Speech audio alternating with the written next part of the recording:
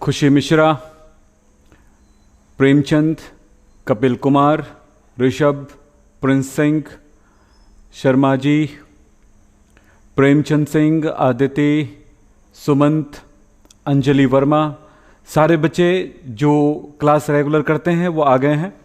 अब हम चाहेंगे कि आप सब अपने दोस्तों को भी तब तक हमारी ये वीडियो का लिंक जो है शेयर कर दीजिए। क्लास 11 का चैप्टर नंबर 3 फर्स्ट वीडियो है, काफ़ी आसान वीडियो है, काफ़ी आसान क्लासेस हो गए, तो इनको आप समझने के लिए आप तैयार रहें। ओम प्रकाश राय, मोहम्मद अर्श, ऋषभ, रोहित, समीक्षा राज, मुकेश यादव, दानू स्टडी सेंटर, प्रेमचंद सिंह और अनुज, विक्रम सिंह का चेला अनुज सहरिया, और दानू स्टडी सेंटर को हाँ राम जी, सारे बच्चे अब आ चुके हैं। सबको हेलो, सबको वेलकम। मैं अब आऊँगा आपकी क्लास के लिए स्टार्ट करने के लिए, तो आप सब तैयार हैं? बोलिए यस सर, तैयार हैं। तो चलिए स्टार्ट करते हैं अपनी क्लास। आज की बातें, आज की क्लास। और उन बच्चों को भी जिन बच्चों ने क्लास 11th में इन पॉइंट्स को नहीं पढ़े थे, जो आज की क्लास लेने वाला हूं। आज बिल्कुल कोई किसी तरह का कोई डिस्टर्बेंस नहीं है कल आज। और दूसरी बात है, सारे बच्चे वो जो पढ़ने वाले हैं वो सारे बच्चे आ जाएं। और हाँ जी, चैप्टर 2 का MCQs ओके वो क्लास लेंगे। मैं भी भूल गया था कि उनका MCQs लेना है, तो चलिए ले लेंगे। तो नेक्स्ट क्लास के लिए तैयार रहिएगा। और जो बच्चे एकदम नए हैं, मैं आज एक सर्वे किया था, आज एक पोलिंग किया था, एक वोटिंग मांगा था आप लोगों से। आप सबने देखा होगा, आपने किए भी होंगे। तो वो वोटिंग से रिलेटेड एक बात मैं कहना चाहूँगा। कुछ बच्चे हैं जो डेली नए शामिल हो रहे हैं हमारे क्लास के साथ। तो मैंने आप सबसे एक बात पूछा था कि क्या आपने पढ़ाई स्टार्ट कर दिए हैं, कहाँ तक आप पहुँचे हैं, क्या आपने पढ़ाई स्टार्ट कर दी है और आप कहाँ तक पहुँचे हैं। ये एक छोटी सी पोलिंग किया था। तो आप में से आप सारे बच्चे इसमें अपना ABCD बता सकते हो। जैसे कि A लिखा हुआ है, अभी स्टार्ट नहीं कर पाए हैं। क्यों नहीं कर पाए हैं उसका कोई डिसीजन नहीं है, या नहीं किए हैं, जो भी है। तो ये फर्स्ट ऑप्शन है आपका। सेकंड ऑप्शन है अभी अभी कुछ दिनों से स्टार्ट किए हैं, इसमें 46% बच्चे आ रहे हैं। अभी अभी कुछ दिनों से स्टार्ट किए, 46% बच्चे आ रहे हैं। मतलब ये है कि चलिए आपने स्टार्ट तो कर दिए हैं, ये बहुत ही खुशी की बात है। क्योंकि देखिए 24% बच्चों ने किया ही नहीं है स्टार्ट, तो ये बहुत ही दुखदायी बात है। आप स्टार्ट कर दो, और चाहो तो इसी चैप्टर से स्टार्ट कर दो। क्लास 11th वाले बच्चे, यानी कि क्लास 10 से 11th गए हैं, तो उनको सबको मैं सजेस्ट करूंगा कुछ बातें, उसके बाद हम आगे बढ़ेंगे, ठीक है। कुछ बच्चों ने ये भी कहा है कि 1 2 3 4 5 कंप्लीट कर चुके हैं, चाहे वो 10th से 11th गए हैं या फिर 12th से, मतलब 11th से 12th गए हैं। उन बच्चों के लिए मैं पूछा था, तो वो बच्चे लिख रहे हैं कि 24% ऐसे बच्चे हैं जिन्होंने 1 से लेकर के 5 तक चैप्टर कर दिए हैं। वो उनको कोई सहारे की जरूरत नहीं है, उनके लिए वीडियोस रखे हुए हैं हमारे चैनल में। वो लाइन से पढ़ते जा रहे हैं और अपने आप को, अपनी बातों को क्लियर करते जा रहे हैं, कंप्लीट करते जा रहे हैं। साथ में बहुत सारे बच्चों ने कोर्स भी हमारा परचेस किए हैं, जो डायरेक्ट लाइव क्लास के साथ भी है, और दूसरा जो कंप्लीट कोर्स है उनके साथ भी कर रहे हैं। तो ये जो तीनों तरह की हैं, फ्री वाले भी हैं और कोर्स वाले भी हैं, पेड वाले भी हैं, फ्री वाले भी हैं, पेड वाले भी हैं। तो ये इतना बच्चा बोल रहा है। कितने बच्चे अभी मैंने थोड़ी देर पहले, यानी 1 घंटे पहले मैंने वोटिंग में कितने लोगों ने वोटिंग किया है वो देखा था। हाँ, 8 घंटे के आसपास का ये वोटिंग है, तो इतना बच्चों ने किए हैं। और फिर एक बहुत ही भयानक लेवल दिख रहा है 6% बच्चों का। अब देखो 100 में 6 बच्चे, तो 1000 में 60 बच्चे, तो 2000 में कितने बच्चे हुए आप समझ सकते हैं। 120 बच्चे के आसपास बच्चे ये कह रहे हैं, रियलाइज कर रहे हैं कि उनको डर है, फियर है। कि डर क्या, डर के कारण वो स्टार्ट ही नहीं कर पा रहे हैं कि पढ़ाई कैसे होगी, क्या करना है, क्या नहीं करना है। तो बेटा डरोगे तो कुछ नहीं हो सकता है। तो चलिए हम तीनों ये चार बातें हैं, चारों बातों से लेकर के रिलेट होकर के कुछ बातें आपसे कहेंगे, फिर अपनी आज की क्लास स्टार्ट करेंगे। तो सब ने अपनी अपनी बातें लिखे हैं, कुछ बच्चों ने बी लिखा है, कुछ बच्चों ने सी लिखा है। ये है ए, तो ये बात कहना मेरे लिए बहुत ज़रूरी था। बी सी डी, सी लिखने वाले काफ़ी बच्चे हैं, देख लीजिए। ये एक मायने रखता है कि वो बच्चे हैं जो मेहनत कर रहे हैं, जैसे कि विक्रम सर का चेला, अपने आईडी का ही नाम रखा है विक्रम सर का चेला अनुज सहरिया। ये बड़ा खूबसूरत सा नाम है। आपको मैं अपनी तरफ से थैंक यू बोलूँगा, और इस कॉम्प्लीमेंट के लिए भी धन्यवाद कि आपने अपने चैनल का नाम मेरे नाम से रखा है, तो ये बड़ी खुशी की बात है। और उन्होंने काफ़ी अच्छे कमेंट भी करते हैं, और वो नाम एकदम दिख जाता है सामने, और उसने हिंदी में भी लिखा है, ये बहुत बड़ी बात है। चलो ठीक है। बहुत बच्चों ने बी लिखा है, बी अभी कुछ दिनों से स्टार्ट किए बेटा, अभी जो कुछ दिनों से स्टार्ट किए उनके लिए मैं सबके लिए एक एक बातें थोड़ा कहना चाहूँगा, उसको ध्यान से सुन लीजिएगा ताकि सब अपनी अपनी बातों की तरफ जाएंगे। एक बच्चे ने ए भी लिखा है, एक बच्चे ने क्या अब भी स्टार्ट नहीं कर पाए हैं। स्टार्ट 24% बच्चे, ये बहुत बड़ा परसेंटेज, यानी 25 के आसपास, यानी 1/4 हिस्सा ये कहता है, 1/4 हिस्सा ये कहता है कि अभी उसने ये वाली स्थिति है कि वो अभी स्टार्ट नहीं कर पाए हैं। ये वाला और ये वाला लगभग एक जैसे लगते हैं, पर ये डर के कारण नहीं किए हैं, और ये वाला बिना डर के भी नहीं कर पाए हैं। ये बहुत बड़ी बात है। तो इस बारे में मैं थोड़ा सा कहना चाहूँगा, कह दूँ, बता दूँ आपको। जो बच्चा 24% बच्चे ये कह रहे हैं उनको मैं बताना चाहूँगा कि अभी स्टार्ट नहीं कर पाए हैं, तो मैं कहूँगा आप स्टार्ट कर दो, आप स्टार्ट कर दो। किस बात की डर? क्योंकि आपने तो डर में लाइन ही नहीं लगाया हो ना, तो आपको किसी बात की कोई डर नहीं है, अब स्टार्ट कर दो। लेकिन अब सवाल होता है कि कहां से स्टार्ट करो। तो भैया स्टार्ट से ही होता है यार। तो मेरा चैनल ओपन करोगे तो चैनल ओपन करोगे। फ्री में जाना चाहते हो, मैंने बताया ना आपको 2 लेवल है, फ्री में जाना चाहते हो कि पेड में जाना चाहते हो, मैं आपसे भी पूछता हूं। तो जिसको फ्री में जाना है उनके लिए यूट्यूब चैनल पे मेरी वीडियोस हैं, और जिनको पेड में जाना है उनके लिए मेरे विद्याकुल में मेरे कोर्स हैं, वहां पर जाकर के ऐप इंस्टॉल करो और वहां पे मिल जाएगा। तो स्टार्ट कैसे करोगे ये भी बताता हूं। डेली में आ रहा हूं, मेरे साथ आप रहो, चैप्टर नंबर 3 के साथ अभी रहो, जो 11th वाले बच्चे हैं, और 12th वाले बच्चे हैं चैप्टर नंबर 6 के साथ रहो, ठीक है। तो 11th वाले चैप्टर नंबर 3 के साथ आगे कंटिन्यू रखो। और दूसरी बात है, पहली बात तो ये हुई, लेकिन आपको बहुत सारी बात समझ में भी नहीं आएगी क्योंकि चैप्टर नंबर 3 में जा रहे हो एकदम। तो आप बिल्कुल इसके अच्छे तरीके अपनाइए। इस टाइम हफ्ते में 3 दिन 11th और हफ्ते में 3 दिन 12th आ रहे हैं। मेरी बात सुनो, हफ्ते में 3 दिन 11th और हफ्ते में 3 दिन 12th आ रहे हैं, 8 से 9 बजे रात को। तो 8 से 9 बजे रात की जो टाइमिंग है उसमें आप रहो, 11th वाले 12th वाले 3 दिन, मंडे, वेडनेसडे और फ्राइडे 12th वाले बच्चों के लिए, 11th वाले बच्चों के लिए ट्यूसडे, थर्सडे और सैटरडे। तो आप 11th वाले बच्चे अपने टाइम पे और 12th वाले बच्चे अपने टाइम पे रहें। अब क्या करेंगे, ये टाइमिंग जो क्लास चल रही है इसको कंटिन्यू रखो। और आप जब मेरा चैनल ओपन करोगे तो होम पेज में ही लिखा रहता है ना, ऊपर में होम, वीडियो, प्लेलिस्ट ऐसे लिखा रहता है। तो होम पेज में ही आप देखोगे कि लिखा हुआ प्री बेसिक केमिस्ट्री, या लिखा हुआ है सबसे पहला 10th क्लास, फिर 11th क्लास, फिर 12th क्लास। 11th में गए हो तो 11th क्लास को क्लिक करो, फिर उसको मिलेगा, सबसे पहले मिलेगा प्री बेसिक केमिस्ट्री। 12th वालों को भी ऐसा ही मिलता है अपने में, दोनों सेम प्लेलिस्ट है ना, 11th का और 12th का पहला प्लेलिस्ट सेम है दोनों के लिए। तो उस प्लेलिस्ट को क्लिक करोगे तो वहां पे कुछ वीडियोस मिलेंगे, उन वीडियो को लाइन से करते जाओ और अपनी कॉपी में नोट करते जाओ। सबसे बेस्ट नोट्स भी बनेगा और सबसे बेहतर तरह से सीखोगे भी। तो ये काम हो गया, जिसने स्टार्ट नहीं किया वो स्टार्ट कर दो इस तरह से और आगे बढ़ते रहो। दूसरी बात है, कुछ बच्चे कह रहे हैं कि अभी अभी स्टार्ट किए हैं, तो मैं उनको भी कहूंगा कि आप प्री बेसिक केमिस्ट्री की भी वीडियो आप करोगे तब जाकर के आगे बढ़ोगे, बेहतर तरह से बढ़ोगे। फिर इसके बाद आता है, ये जो बच्चे कर रहे हैं इनको मुझे कुछ कहने की जरूरत नहीं है, ये 24% बच्चों को मुझे कुछ कहने की जरूरत नहीं है। आप समझ गए होगे, आप बेहतर कर रहे हो, वेरी गुड। और आपको कुछ नहीं बोलूंगा, आप करते रहो, आगे बढ़ते रहो, ये आपके लिए।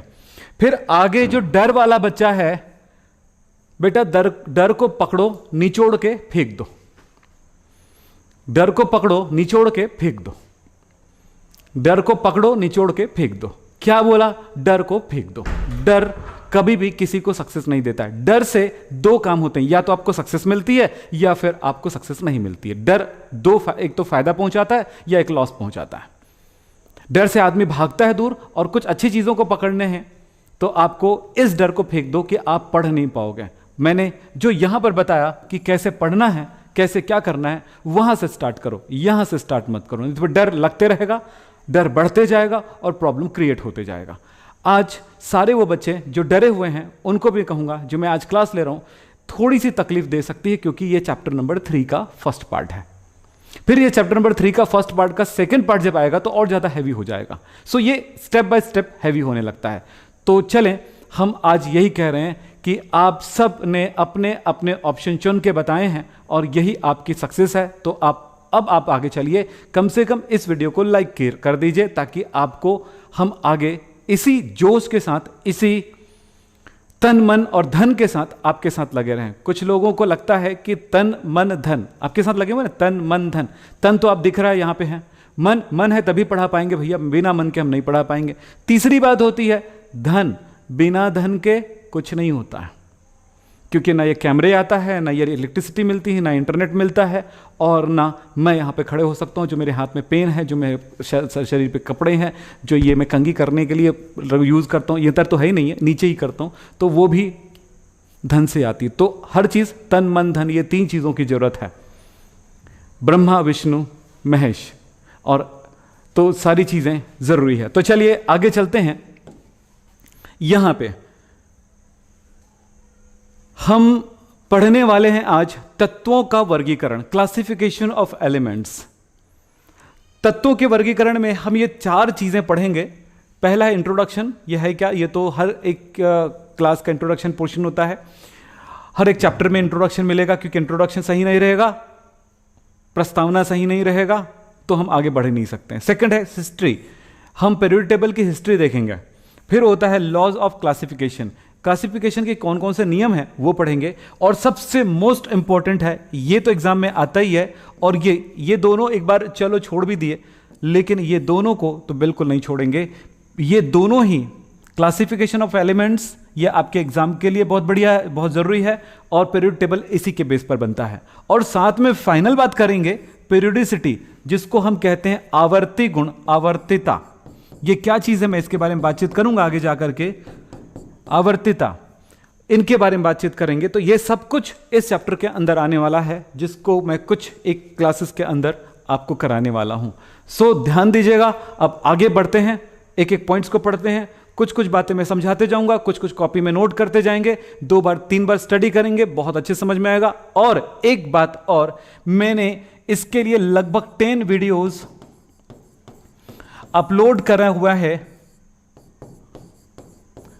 उस वीडियो को करना है आपको। और नेक्स्ट क्लास में जब आओगे, यानी कि परसों, आज कौन सा डे है, ट्यूसडे है, हाँ, तो थर्सडे को आओगे तो कम से कम 1 2 3 इतने वीडियो को कंप्लीट करके आओगे। 1 2 3 वीडियो कंप्लीट करके आओगे, तब आप एक लेवल चढ़ के आओगे। इसको पढ़ोगे जो मैं भी पढ़ा रहा हूं आज, और आप अपलोड वीडियो नहीं पढ़ते हो तो बात समझो कि आप बहुत बड़ी गलती करते हो, क्योंकि अपलोड वीडियोस को स्पेशली आपके लिए बनाया गया है, स्पेशल बनाया गया है। तो उस वीडियो को देखें जो कि वहां पर है। चलिए आगे चलते हैं। यहां पर 1 2 3 वीडियोस करके आना है नेक्स्ट क्लास में, जो कि जिसका मैंने लिंक विक्रम हेप केमिस्ट्री, फोन नंबर 9644562030 लिखा है, उसके नीचे जस्ट लिखा है कि ऑल वीडियोस, है ना, लिंक ऑल वीडियोस चैप्टर 3, नीचे लिखा है लिंक। लिंक को क्लिक करेंगे तो पूरे वीडियो खुल जाएगा, वो प्लेलिस्ट ओपन हो जाएगा। तो प्लेलिस्ट जैसे ओपन होता है, उसके first video, second video, third video को बिल्कुल करके आना है। अगर 4 भी कर लेते हो नो प्रॉब्लम, 5 कर लेते हो और अच्छी बात है, 6 कर लेते हो अच्छी बात है, आप डिपेंड करता है आप कितना, लेकिन स्किप कर करके मत करना, ये ध्यान रखना। अब चलते हैं आगे। चलिए, तत्वों की वर्गीकरण, या क्या बोलते हैं, तत्वों के वर्गीकरण की आवश्यकता, the need for classification of elements. सबसे पहली बात है एलिमेंट्स, तत्व, hydrogen, nitrogen, oxygen, sulphur, phosphorus, iron, gold, copper, ऐसे बहुत सारे एलिमेंट की दिन ब दिन खोज हो रही थी। इसकी खोज होती जाती, उसके हम प्रॉपर्टीज यानी उनके गुणों का अध्ययन करते जाते, स्टडी करते जाते, और उनके बारे में हमें काफ़ी जानकारी अपने दिमाग में हम रख सकते थे, क्योंकि बहुत कम एलिमेंट्स की खोज हुई थी। जैसे जैसे एलिमेंट्स की खोज होती गई, जैसे जैसे जैसे जैसे डिस्कवर होती गई एलिमेंट्स, वैसे वैसे वैसे वैसे उस एलिमेंट्स के सारे प्रॉपर्टीज को याद रख पाना, क्योंकि याद इसलिए रखना है कि नई चीजों को निर्मित करना है, नई चीजों को बनाना है, नए नए उसके कंपाउंड बनते हैं, तो सभी चीजों को याद कर पाना तकलीफ हो गया था। तो जब हम सही तरह से उनको अरेंज कर दें गुणों के बेस पर, या किसी कोई भी एक प्रॉपर्टीज के बेस पर अगर एलिमेंट्स को अरेंज कर दें, तो उनको स्टडी करना बहुत आसान हो जाता है, या अध्ययन करना आसान हो जाता है। तो क्या हुआ, जब बहुत सारे एलिमेंट्स की खोज होने लगी, तो उनको हम एक टेबल के रूप में हमने अरेंज करना शुरू किया। और अरेंज करने के लिए कोई ऐसे नियम की खोज शुरू हुई कि हम किस बेस पर इसको अरेंज करें कि ये सारे एलिमेंट्स को हम याद भी रख सकेंगे आसानी से, और एक दूसरे के साथ उनके फिजिकल और केमिकल यानी कि भौतिक और रासायनिक गुणों के साथ उनको रिलेट कर पाएंगे। ऐसा कौन सा गुण है और क्या गुण होना चाहिए, क्या नियम होना चाहिए। इस तरह से आवर्त सारणी को, मतलब तत्वों को, सॉरी आवर्त सारणी वर्ड्स नहीं यूज करेंगे, तत्वों को अरेंज करने के लिए, व्यवस्थित करने के लिए, वर्गीकरण करने के लिए काफी खोज शुरू हुई। मैंने क्या कहा, जब बहुत सारे एलिमेंट्स आ गए तो उन एलिमेंट्स को पूरी तरह से याद रखने के लिए हमने उनको क्या किया, क्लासिफाई किया, वर्गीकरण किया। तो वर्गीकरण के लिए कौन कौन से नियम हमारे पास आते हैं और क्या इतिहास ने किस तरह के नियम दिए, उनको देखें। ऐतिहासिक रूप से कुछ नियम हमारे पास आए।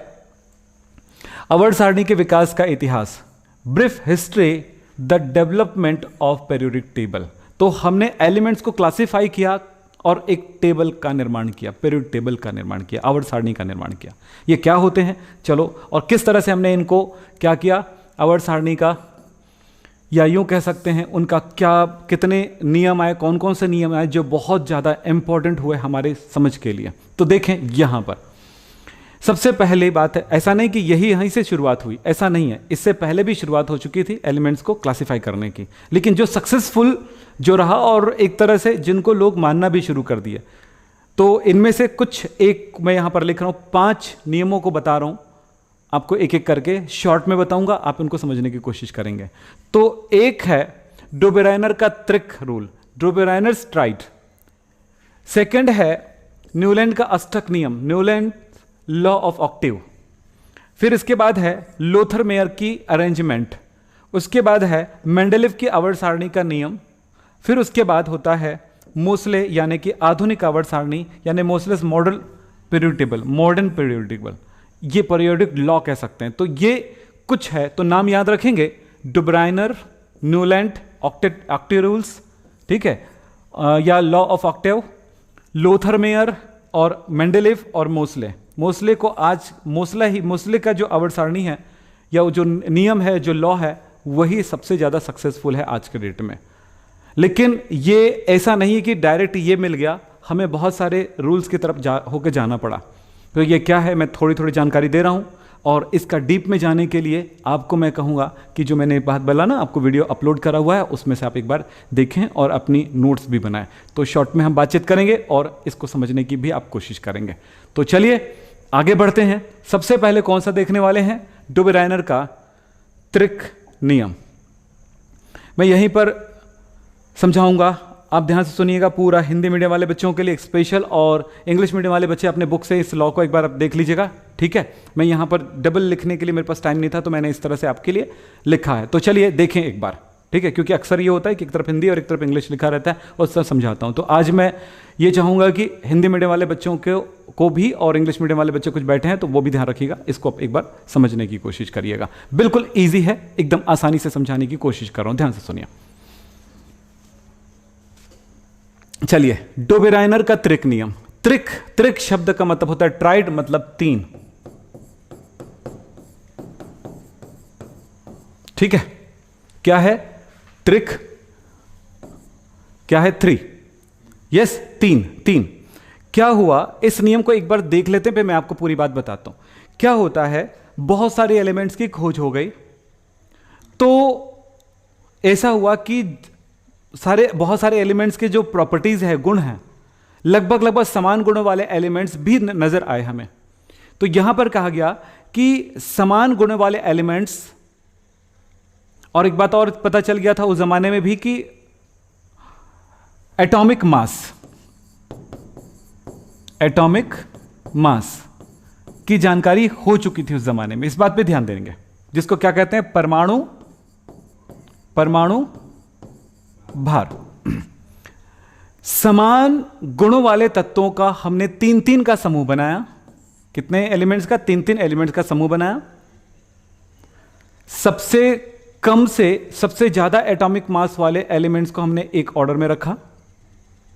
यदि 3 एलिमेंट्स ए, बी, सी, ध्यान से सुनिएगा, आपस में आप क्या नहीं करेंगे, आपस में बिल्कुल चैटिंग नहीं करेंगे तो समझ में आएगा। जहां चैटिंग करेंगे तो आप समझ नहीं पाएंगे, ध्यान रखिएगा। खुशी, और नहीं तो फिर खुशी देखो, 2-3 बार मैंने देखा है आपने चैटिंग ऐसे किए हैं, इस तरह की चैटिंग कर रहे हो कि जो आपके लिए किसी काम का नहीं है। समीक्षा राज, जो बच्चे बेमतलब की कमेंट करेंगे, जो एजुकेशन से रिलेट नहीं करेगा या जो हमारी क्लास से रिलेट नहीं करेगा, उन बच्चों का आईडी हमने यहां पे ब्लॉक कर देने हैं। ध्यान समझेंगे इसमें, ठीक है? थोड़ा ध्यान रखेंगे। कोई भी बच्चा ध्यान रखोगे, जो बच्चा, जैसे अभी आपने आपसे कहा कि बिल्कुल आप ध्यान से सुनिए तो आपको हर चीज समझ में आएगा। तो ये बात मैं कह रहा हूं। मनीष शर्मा, आप भी ध्यान रखो, ठीक है? तो पढ़ाई पे ध्यान दो, पढ़ाई करने आते हो तो पढ़ाई के लिए यहां बैठो। जी, सलमान खान लिखा है हैप्पी बॉयफ्रेंड डे। बंद कर दूं आपको सलमान? कर दूं? कर दो बेटा, इसको लॉक कर दो, कर दो लॉक, ठीक है? पढ़ाई करने आएंगे तो आप पढ़ेंगे। चलिए यहां पर समझेंगे क्या बोला गया। मैंने कहा समान गुणों वाले, समान प्रॉपर्टीज वाले एलिमेंट्स को हमने 3-3 का ग्रुप बनाया। अब वो सही ऑर्डर में है कि नहीं, यह पता लगाने के लिए क्या करें कि एलिमेंट्स को बढ़ते हुए एटॉमिक मास के ऑर्डर में रखेंगे। 1, 2, 3 रखे, ठीक है? फिर क्या करते हैं कि फर्स्ट और लास्ट, यानी सबसे कम एटॉमिक मास वाला एलिमेंट और सबसे ज्यादा एटॉमिक मास वाला एलिमेंट, कम परमाणु भार वाला और सबसे ज्यादा वाले के परमाणु भारों को हम जोड़ देंगे, ठीक है? प्लस कर देंगे। फिर उसके बाद 2 से डिवाइड कर देंगे। 2 से डिवाइड करने के बाद इसका एलिमेंट का जो एटॉमिक मास है, जो होता है, अगर वैल्यू वही आती है तो रियल में इन दोनों एलिमेंट्स के बीच वाला एलिमेंट है ये पता चल जाता है। मतलब अगर एलिमेंट को क्लासिफाई करते हैं तो हम किसी एलिमेंट को बीच में रखें तो ये बात पता चल गया। मैंने बताया, मैंने आपको थोड़ा सा एक बार समझाता हूं, 2 से 3 बार समझाता हूं, एकदम क्लियर हो जाएगा। फिर इसके बाद पता चल जाएगा कि उसके बीच में और कोई एलिमेंट्स आते हैं कि नहीं आते हैं। ये पता लगाने के लिए ये नियम बहुत बढ़िया रहा। क्या है बोला गया, देखो, 3-3 तत्वों का ऐसे सेट जिनके गुणों में समानता है, 3-3 एलिमेंट्स का एक सेट बनाते हैं जिनके गुणों में समानता है। फिर बोला गया है बीच वाले तत्वों का परमाणु भार अन्य दोनों तत्वों के परमाणु भार का औसत, यानी कि क्या, एवरेज होता है। औसत मतलब होता है एवरेज। यस, अब देखो समझो मेरी बात, एक एग्जांपल लेता हूं। 3 तत्वों का, लिथियम, सोडियम, पोटेशियम को मैंने ले लिया और इन तीनों के गुणों में काफी समानता होती है। अब इनके लिथियम का एटॉमिक मास 7, सोडियम का परमाणु भार 23 यानी एटॉमिक मास 23 और पोटेशियम का 39 होता है। तो मैं क्या करूंगा, ये फर्स्ट एलिमेंट लिथियम और लास्ट एलिमेंट पोटेशियम के एटॉमिक मास को प्लस कर दूंगा, जोड़ दूंगा। मैंने जोड़ दिया। फिर मैंने 2 से डिवाइड कर दिया। 2 से डिवाइड करने पर वैल्यू कितना है, 23। मुझे पता है कि अब इससे सोडियम का, देखो, बीच वाले एलिमेंट का एटॉमिक मास मिल गया। इससे यह बात क्लियर हो गई कि लिथियम और पोटेशियम के बीच में अगर कोई एलिमेंट आएगा तो वो है सोडियम ही आएगा। इसके अलावा कोई दूसरा बीच में का एलिमेंट मिसिंग नहीं है। क्या पता चला कि बीच में कोई भी ऐसा एलिमेंट है जो मिसिंग नहीं है। समझ में आई बातें? क्या क्या पता चला कि एटॉमिक मास तत्वों को यहां पर लिखा हुआ है, इसको देखें। और आप एक बात और बोलेंगे, जो आप अपने बुक भी पढ़िए, ऐसा नहीं कि ना पढ़ें। मैंने क्या बताया, अगर एलिमेंट्स को 3-3 एलिमेंट्स के ग्रुप में हम बनाए रखें, 3 समान गुणों वाले एलिमेंट्स को एक साथ हम एक ग्रुप बनाते हैं, सेट बनाते हैं, 3-3 का सेट बनाते हैं, और सेट बनाने के बाद कम वाला और सबसे ज्यादा वाले एलिमेंट के एटॉमिक मास को प्लस कर देंगे और 2 से डिवाइड कर देंगे, तो बीच वाले एलिमेंट का एटॉमिक मास के आएगा, यानी कि एवरेज जो आएगा वो कितना आएगा, बीच वाले एलिमेंट का मीन आएगा, एवरेज आएगा, औसत आएगा।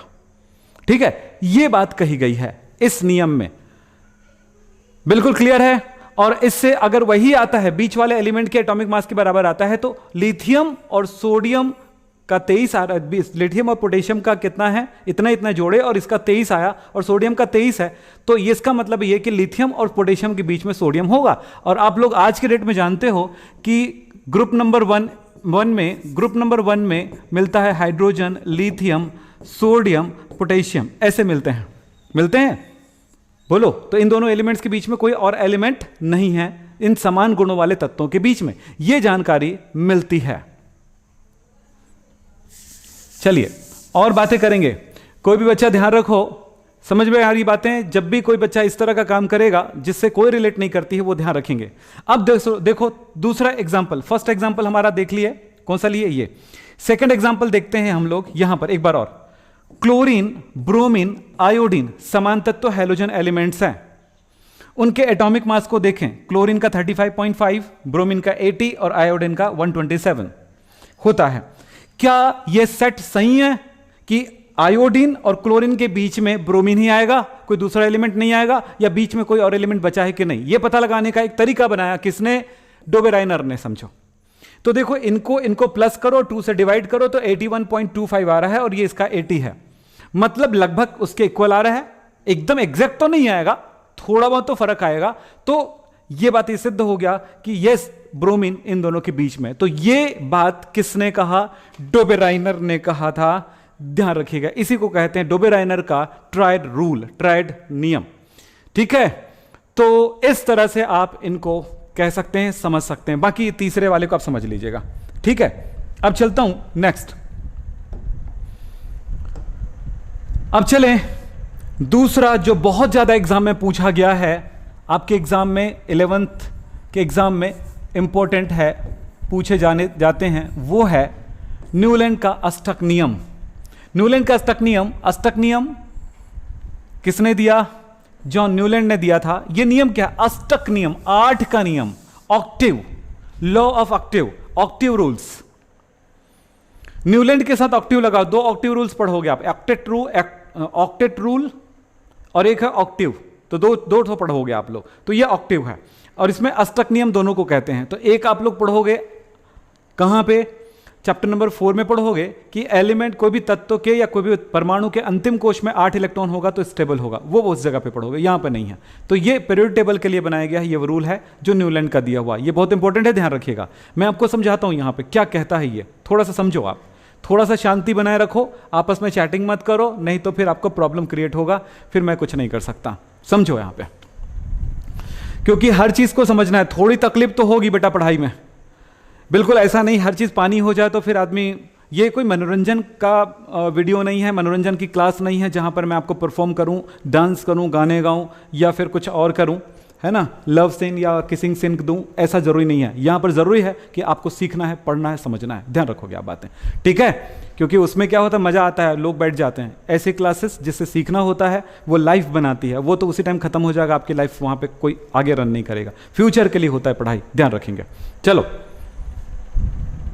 यदि तत्वों को, यहां पर क्या बोला गया था, यदि तत्वों को बढ़ते हुए परमाणु भार के क्रम में रखें, यानी हमें जितनी एलिमेंट्स हमको उस टाइम खोज हो चुका था, उन एलिमेंट्स को हम ऑर्डर वाइज एटॉमिक मास के बढ़ते हुए ऑर्डर में हमने रखा, लाइन से अरेंज कर दिया, 1 2 3 1 2 3 4 5 6 7 8 9 10, ऐसे हमने एलिमेंट्स को क्या कर दिए, एलिमेंट्स को लाइन से रख दिया। मैं थोड़ा समझाता हूं आपको यहां से, A B C D E F G H I J K L, इस तरह से एलिमेंट्स को हमने एटॉमिक मास के बढ़ते हुए ऑर्डर में रखे। बेटा थोड़ा सा रुको, चैटिंग रोक लो, सीखना है तो, नहीं तो फिर वो तो समझ चुके हो। और जो बच्चे इस चीज़ को समझ रहे होंगे, बिल्कुल ध्यान दो। और बेटा लाइक तो ठोका करो हमेशा। और याद रखो दो काम आपको करना है जो मेरे तरफ से आपको मैं कह रहा हूं। अपने दोस्तों को शेयर करें वीडियो, दूसरा लाइक किया करो, और तीसरा जिन बच्चों ने सब्सक्राइब नहीं किया वो सब्सक्राइब कर लो, क्योंकि आपको ये चैनल बहुत कुछ सिखाएगा, आपको बता देते हैं, ध्यान रखिएगा। चलिए, हमने एलिमेंट्स को एटॉमिक मास के बढ़ते हुए ऑर्डर में रख दिया। जो काम किसने किया? न्यूलैंड ने किया। ध्यान से समझो। फिर उसने क्या देखा कि 1 2 3 4 5 6 7 8 जो 8वां जो एलिमेंट है उसकी जो प्रॉपर्टी है वो ए से मिलता था। ए का 8वां एलिमेंट की प्रॉपर्टी ए से मिल रहा है। बी का 8वां एलिमेंट कौन है? आई से मिलता था। सी का 8वां एलिमेंट कौन हुआ? जे से मिलता था। डी का 8वां एलिमेंट कौन हुआ? के से मिलता है। बोलो, A B C D E F G H I J K से, फिर एल एम एन, फिर आया ओ, आएगा ना उसके बाद। तो ओ का जो प्रॉपर्टी है फिर वो ए से मिलता है। ए एच ओ, क्या दिख रहा है, क्या दिख रहा है? ये इसका साइंस था। इसको वो कैसे समझाया उसको समझेंगे। जी विक्रम मीना जी, ध्यान दो क्या बोल रहा हो। सर 12th का एग्जाम कैंसिल करवा दो। अच्छा, इसका मतलब फ्री में सक्सेस। बेटा ये सब बात हमसे ना करें, वो करना है तो आप प्राइम मिनिस्टर से करें या फिर एजुकेशन डिपार्टमेंट से करें, वो मुझसे ना करें। आप इस तरह से डिस्टर्ब कर रहे हो क्लास, और जो भी बच्चा डिस्टर्ब करेगा इस तरह से क्लास, हम अब उनका आईडी हम रियल में ब्लॉक करेंगे। अब ध्यान रखिएगा, काम की बात नहीं है ये, बिल्कुल नहीं है। चलो ठीक है।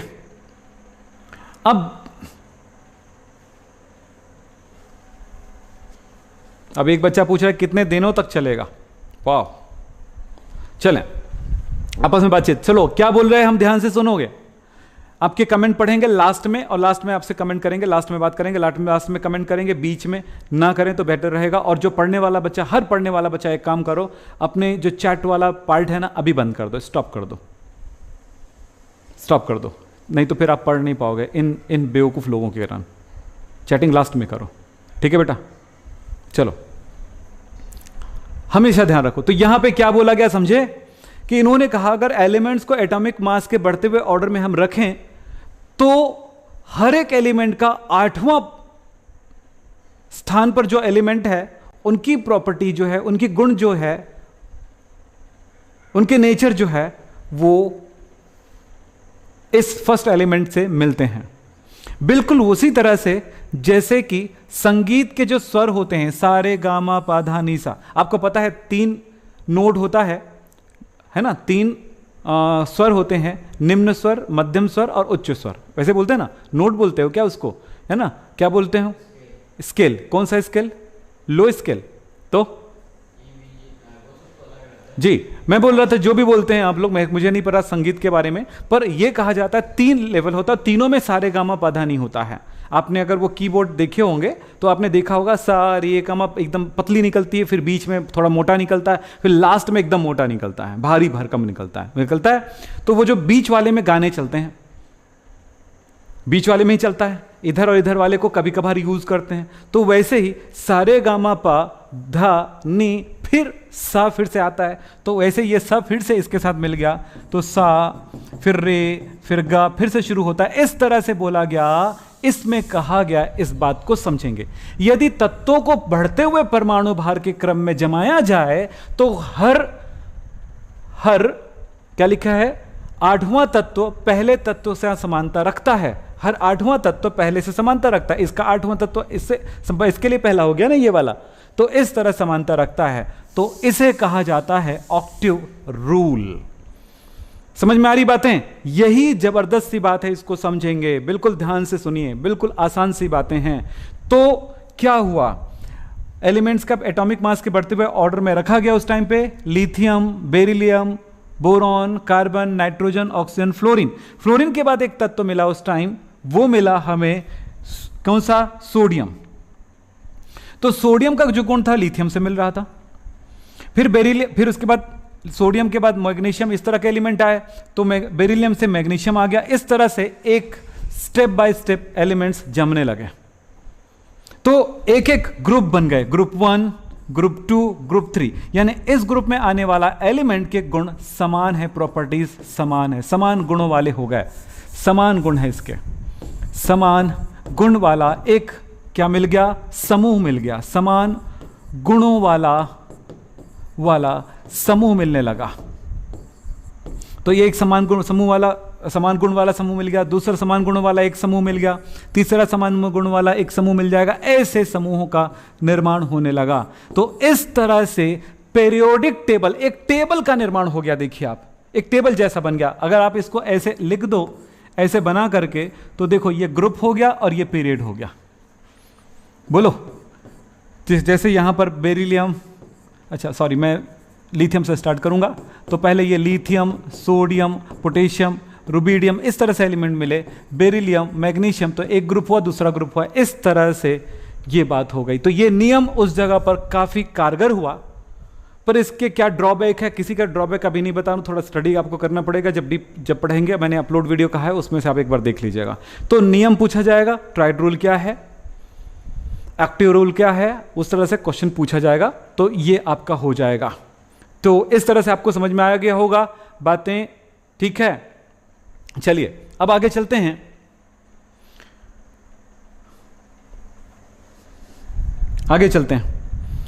दूसरी बात ये कहें कि जो जो बातें अभी बताई गई है उनको आप अपनी कॉपी में नोट कर लीजिएगा और उसके एग्जाम्पल के साथ नोट कर लीजिएगा। एक एक बातें एकदम क्लियर आपको समझ में आने वाली है। अब एक और रूल है, उसको भी मैं आपको शॉर्ट में बताता हूं, समझोगे, ध्यान दो।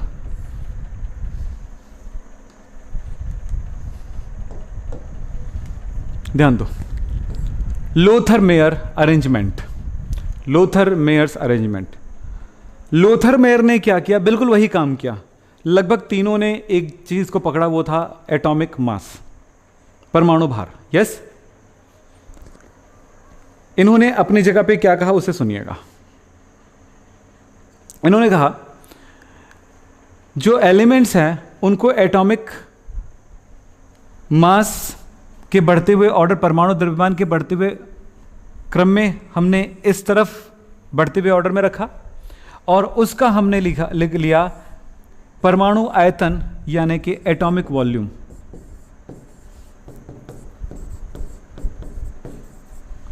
एटॉमिक वॉल्यूम क्या होता है, आपको सीधे से बात बता दे, परमाणु आयतन, परमाणु भार बटा घनत्व, यानी एलिमेंट का जो भी डेंसिटी होगा उनके साथ उनके एटॉमिक मास को क्या कर दें, डिवाइड कर दें, तो जो वैल्यू मिलेगी वो उसका एटॉमिक आयतन होता है, एटॉमिक वॉल्यूम होता है। ठीक है, तो एटॉमिक वॉल्यूम इस तरफ और परमाणु द्रव्यमान यानी एटॉमिक मास तो किससे डिनोट करते हो, ए से।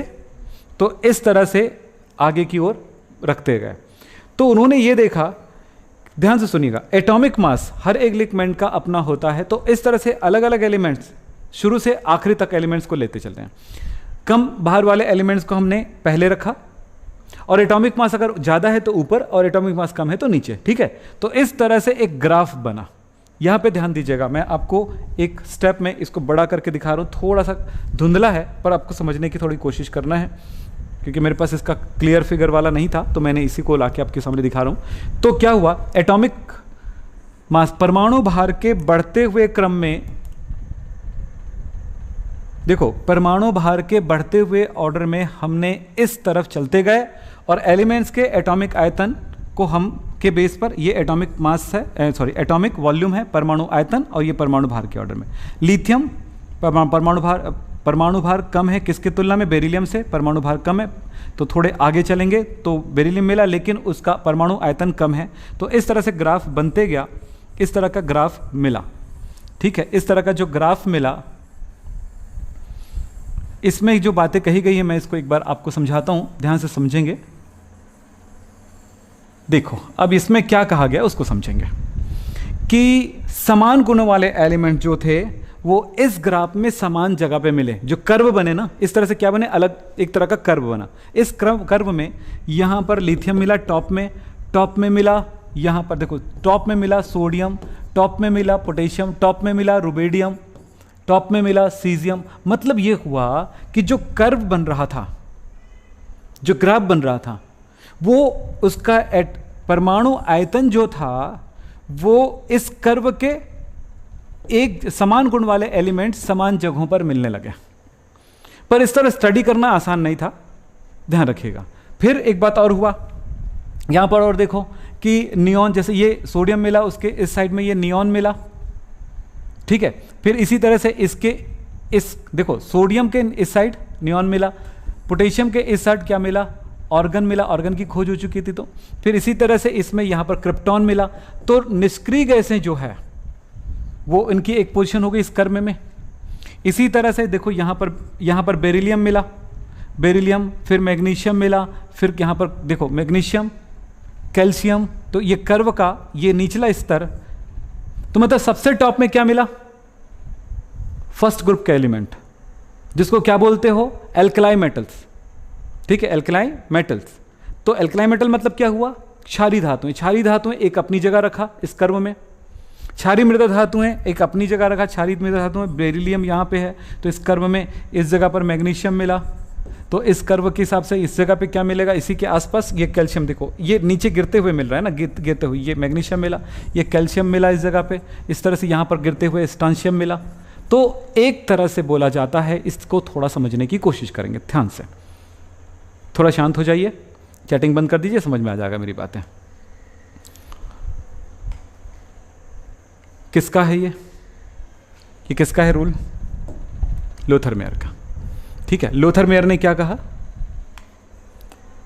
एलिमेंट्स को एटॉमिक मास के ऑर्डर में हम अरेंज करते हैं और उसका हम एटॉमिक वॉल्यूम लेते हैं, यानी कि परमाणु आयतन लेते हैं, और उसके बीच में हम एक क्या बनाते हैं, ग्राफ बनाते हैं, कर्व बनाते हैं। तो उस कर्व में सबसे टॉप पोजीशन पे क्षारीय धातुएं आई जो समान गुण वाले थे, उसके थोड़े नीचे कौन मिला, थोड़े नीचे मिला बेरिलियम, यानी कि कर्व में एक समान स्थिति में आने वाले एलिमेंट के गुणों में समानता थी। क्या बोला गया, कर्व में समान गुण वाले, समान प्रॉपर्टी वाले जो एलिमेंट थी, समान क्या बोला, कर्व में समान स्थान पे आने वाले एलिमेंट्स की गुणों में समानता है, या समान गुण वाले एलिमेंट्स कर्व में समान स्थानों पर मिलने लगे।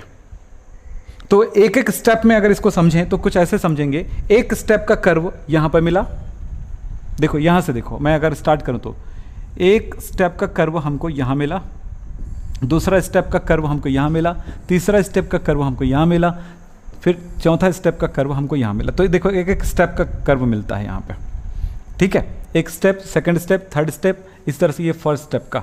तो एक कर्व का एक पार्ट जो है इस जगह पर लिथियम समान गुण वाला इस जगह पर और समान गुण वाला इस जगह पर, इस तरह समझ सकते हैं। या कर्व को पूरा स्टेप लें तो एक स्टेप ये हो गया, ये दूसरा स्टेप हो गया, फिर इसको तीसरा, कोई भी एक स्टेप में अलग अलग पार्ट्स में हम मान सकते हैं। तो ये थोड़ी सी तकलीफदेह है समझने में, लेकिन थोड़ा सा ध्यान दे करके अगर इसको समझोगे तो आसान हो जाएगा। हमने क्या क्या समझा है आज की क्लास में, उनको एक बार देख लेते हैं, फिर ये काफ़ी आसान हो जाएगा आपके लिए। थोड़ा सा ध्यान दें, बहुत इंपॉर्टेंट पार्ट था। हम यहाँ पर बात कर रहे थे कि आवर्त सारणी क्यों ज़रूरत है, अभी बना नहीं है अभी, तो इसके बाद अब आवर्त सारणी बनाने के लिए आपको मेंडेलीव के जो आवर्त सारणी का लॉ है वो हमको देखने हैं। पहले इन तीन बातें करें। आवर्त सारणी इसलिए बनाने की जरूरत पड़ी क्योंकि बहुत सारे एलिमेंट्स आ गए, तो उनके रासायनिक और भौतिक गुणों में बहुत सभी एलिमेंट्स को याद करना, उनके भौतिक गुणों के साथ रासायनिक गुणों के साथ, ये आसान नहीं था, बहुत कठिन हो गया था। और उनके बीच में आपस में रिलेशनशिप अगर पता चल जाए तो एक एलिमेंट्स के बारे में जानकारी होगी तो दूसरे एलिमेंट्स के बारे में कुछ अनुमान तो लगा सकते हैं यदि उनको क्लासीफाई कर दिया गया तो। चलो, ये इसलिए वर्गीकरण की बहुत ज़रूरत थी क्योंकि उनको याद रखना है, सीधी सी बात है। एलिमेंट, सारे एलिमेंट्स को याद रखने के लिए, गुणों के साथ याद रखने के लिए उनका क्लासिफिकेशन जरूरी था। इसके लिए काफ़ी प्रयास हुए। सबसे पहला प्रयास यहाँ पर दिखाई दे रहा है आपको, कौन सा, वो था डोबेराइनर का त्रिक नियम, डोबेराइनर्स ट्राइड, सेकंड न्यूलैंड का अष्टक नियम, और तीसरा लोथर मेयर की व्यवस्था। और उसके बाद लास्ट अगला आता है मेंडेलीव की आवर्त सारणी का नियम, और उसके बाद आता है मोसले का मेंडल आवर्त सारणी का नियम। तो हमने तीन के बारे में बातचीत किया क्योंकि ये तीन जो है आपको ऐतिहासिक रूप से एक इतिहास में ले जाता है, एक हिस्ट्री में ले जाता है। इन तीनों पे थोड़ी प्रैक्टिस कर लीजिए, क्योंकि अगले 2 के लिए हमें लंबी छलांग लगाने हैं, लंबे लंबे बातें करना है कि आवर्त सारणी का नियम क्या है, फिर इस नियम में इसके बेस पर उन्होंने आवर्त सारणी यानी कि पीरियड टेबल कैसे बनाया, और उसके बाद इनकी क्या खास बातें हैं, मतलब इसकी क्या विशेषताएं हैं, और ये क्या हमारा उपयोग है, इनके बारे में बातचीत करेंगे। तो इनके वीडियोस मैंने कहा कि इसके लिए मैंने नीचे लिंक दे दिए हैं, वहाँ से आप देखोगे। दूसरी बात है कि डोबेरायनर का त्रिक नियम क्या है, इसके लिए बोला गया है, इसको समझेंगे। एलिमेंट्स को 3-3 मतलब परमाणु भार के बढ़ते हुए ऑर्डर में अगर एलिमेंट को अरेंज कर दें, तो उस अरेंजमेंट के साथ तत्वों के परमाणु भार के बढ़ते हुए ऑर्डर में अगर एलिमेंट्स को अरेंज कर दें, तो उन एलिमेंट्स के बीच में कोई और नया तत्व आएगा कि नहीं आएगा, इसकी जानकारी मिल जाती है। तो हर 3 एलिमेंट्स को ले लें, 1, 2, 3 तीनों एलिमेंट्स का ले लें, और पहले और तीसरे एलिमेंट के एटॉमिक मास को जोड़ लें और 2 से डिवाइड कर दें, तो बीच का मिल जाएगा। फिर इसी तरह से, तो इसका मतलब ये हुआ कि हम कुछ ऐसा भी कर सकते हैं, समान गुण वाले एलिमेंट्स का 3-3 बोले ना, समान गुणों वाले 3-3 एलिमेंट्स का एक सेट बनाते हैं, और उसके कम और ज़्यादा वाले एलिमेंट्स के एटॉमिक मास को जोड़ करके 2 से डिवाइड कर देंगे, यानी कि उसका औसत निकाल लेंगे, तो बीच वाले एलिमेंट का एटॉमिक मास मिल जाएगा। तो ये मतलब हुआ कि अगर हम ऐसा कुछ सोचें कि जैसे हमारे पास है, हाइड्रोजन तो नहीं आएगा, लिथियम, सोडियम, पोटेशियम, रुबिडियम, और ये कितना सही है वो बात आगे बढ़ेगी। तो इन 3 का सेट बनाए, फिर इन 3 का सेट बनाए, फिर अगले 3 का सेट बनाए, ऐसे बना के देखा गया। तो ये शुरुआती तौर पे कम एलिमेंट्स था जिस टाइम पे, उस टाइम पर तो सही था, लेकिन जैसे जैसे नए एलिमेंट्स की खोज होने लगी, बड़े एलिमेंट्स की भी खोज होने लगी, तो फिर ये जो रूल था उसमें कुछ डिफेक्ट नजर आए और इस नियम को छोड़ दिया गया। तो लेकिन चलिए, शुरुआत तो कम से कम अच्छी रही। आगे चलते हैं। न्यूलैंड का अष्टक नियम आपको समझ में आ गया होगा। अगर एलिमेंट्स को बढ़ते हुए एटॉमिक मास के ऑर्डर में रखा जाए, तो हर एक एलिमेंट का से जो 8वां एलिमेंट आता है, उसका गुण पहले एलिमेंट के गुणों से समांतर रखती जाती है। अगले हर स्टेप में ऐसा हो रहा था। तो इसे हम कहते हैं अष्टक नियम, जो कि बिल्कुल संगीत के से रिलेट करके बोला गया है। तो आखिरी में इन्होंने एक बढ़िया सा लाइन कह दिया कि बिल्कुल ये कहा कि जैसे संगीत में 8वां स्वर मिलता है पहले स्वर से, बिल्कुल उसी प्रकार से एलिमेंट के भी गुण मिलते हैं। तो मैंने कहा शुरुआत के एलिमेंट्स में तो सही है, लेकिन जब एलिमेंट्स और भी बहुत नए आने लगे, तो ये बात क्या हो गई, खोज होने लगी, तो ये भी रूल जो है इसमें डिफेक्ट्स पता चला और इसमें कुछ कमियां नज़र आई, तो ये भी हट गया ये रूल। फिर उसके बाद आपका उससे ज़्यादा बेहतर हो गया हमारा ये वाला रूल। कौन सा? ये था लोथर मेयर का अरेंजमेंट। लेकिन ये ग्राफ के साथ तो सही है, पर इसको स्टडी कर पाना, समझ पाना हर किसी की बात नहीं है। तो इन्होंने क्या कहा कि एटॉमिक वॉल्यूम और एटॉमिक मास के बीच एक ग्राफ खींचा गया, और उस ग्राफ में जो कर्व मिलते हैं, तो कर्व का समान जगह पर जो जो एलिमेंट्स आते हैं, उन गुणों की जो फिजिकल एंड केमिकल प्रॉपर्टीज लगभग समान होती है, इन गुणों में समानता रखती है, तो उनको एक ग्रुप में माना जाएगा, उसको एक वर्ग में माना जाएगा, एक समूह में माना जाएगा, ये बोला गया। ठीक है, तो 3 नियमों को हमने देखा है, और आप सबको ये कहेंगे कि इन सब के साथ आप स्टडी करें। 11th वाले बच्चे जो 10 से 11 जा रहे हैं, उन बच्चों के लिए तो बहुत बड़ी सर दर्द होता है पढ़ाई, क्योंकि उनको ये लगता है कि बिल्कुल जैसे 10th में पढ़ के यार रट के निकाले हैं, बिल्कुल वैसे ही पढ़ना है। तो ये मत सोचो, ये सोचोगे तो आपके लिए ज़्यादा गलत होगा, और थोड़ी अपने बारे में थोड़ी गलत सोच लोगे। मैंने क्या कहा, ध्यान से सुनिए।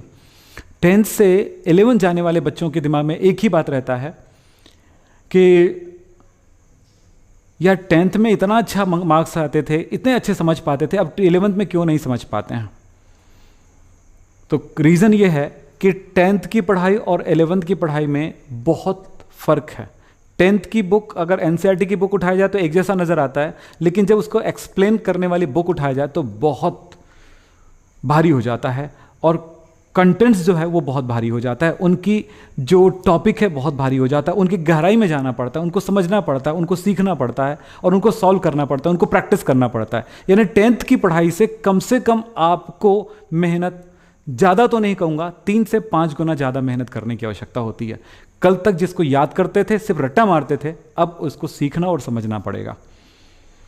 तो ये 11th की क्लास है, तो हमने यही कहेंगे 10th से जो 11 जा रहे हैं उन बच्चों को थोड़ा ध्यान रखें, आप अपनी पढ़ाई को उसी तरह से मत माने जैसे कि 10th तक किए थे। या 10th में हायर मार्क्स मिल गया तो ये मत सोचें कि हम बिल्कुल वैसे ही पढ़ेंगे। अब सोचो कि अब सीखना पड़ेगा, अच्छे से सीखना पड़ेगा, तब जाकर के क्वेश्चन सॉल्व होगा।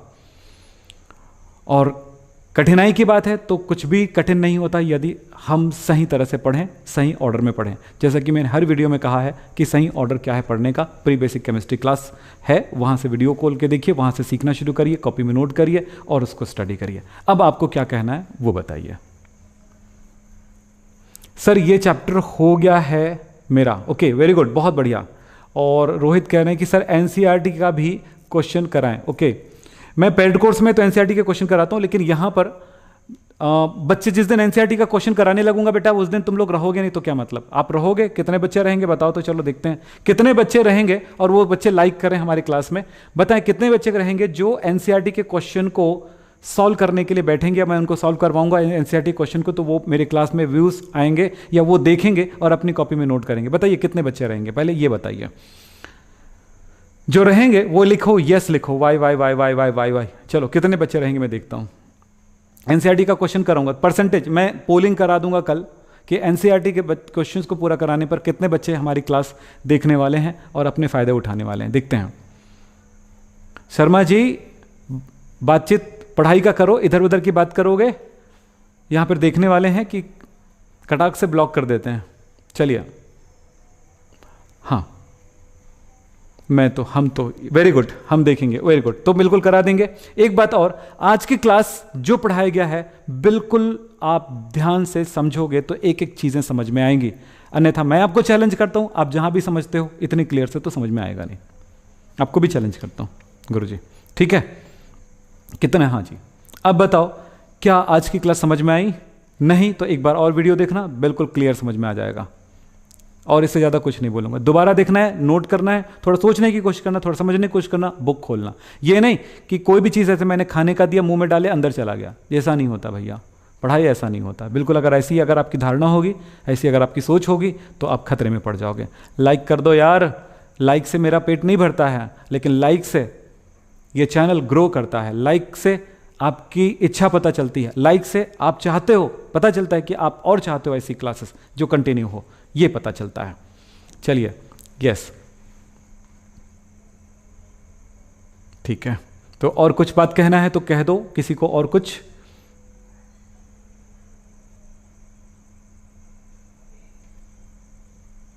एमसीक्यूज करा देंगे चैप्टर 2 का, ओके ठीक है। नाम पढ़ नहीं पाता हूं तो आप लोग बुरा मत मानिएगा। शुरुआत में जब स्टार्ट करता हूं उस टाइम जितने बच्चों का नाम आते रहता है उसका नाम ले देता हूं, ताकि लास्ट में नाम लेने में परेशानी ना हो, ठीक है? तो चलिए, आज तो बोल रहे थे कि बॉयफ्रेंड डे है, तो आप सबको मुबारक हो बॉयफ्रेंड डे। कुछ भी हो बोल रहा है तो मैं क्या कर सकता हूँ, मुझे नहीं पता कौन सा डे है क्या? बॉयफ्रेंड डे है। देख मेरा बेटा भाई बैठा हुआ है, वो बता रहे कि बॉयफ्रेंड डे नहीं है, तो आप खुद ही बॉयफ्रेंड डे मनाओ अपने गांव में, अपने शहर में, है ना? और गर्लफ्रेंड बनाओ। आप सबको मुबारक हो, ठीक है? और क्या बोलेंगे यार, बच्चे ऐसे ही हैं तो क्या कर सकते हैं। हाँ जी, पढ़ने वाले बच्चे बनो बेटा, बॉयफ्रेंड डे और गर्लफ्रेंड डे नहीं मनाते, है ना? उसकी जगह पे study day, chemistry day, physics day, है ना, ऐसा मनाओ। अब ये मेरे कहने से थोड़ी मनाओगे, आप बॉयफ्रेंड डे मनाओगे। चलिए, गर्लफ्रेंड डे है कल, तो आप सबको हैप्पी गर्लफ्रेंड डे। और पढ़ाई करते हैं आगे। हाँ चलिए, ठीक है, thank you Anuj.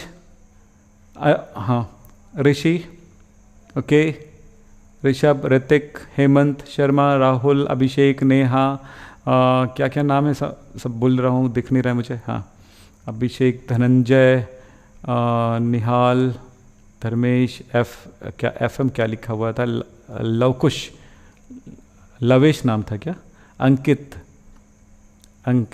Okay, Ajay, Rishabh, Neha. कुछ बच्चे बोलते हैं सर मेरा नाम नहीं लेते हो, वो दिखता नहीं है तो कैसे ले सकते, जो जिनका नाम दिख जाता है मैं बोल देता हूँ बेटा। तो ठीक है, तो आज की ये क्लास यहीं पे समाप्त करते हैं। नमस्कार, धन्यवाद, थैंक यू, फिर मिलेंगे नेक्स्ट डे। तब तक के लिए अलविदा, गुड नाइट।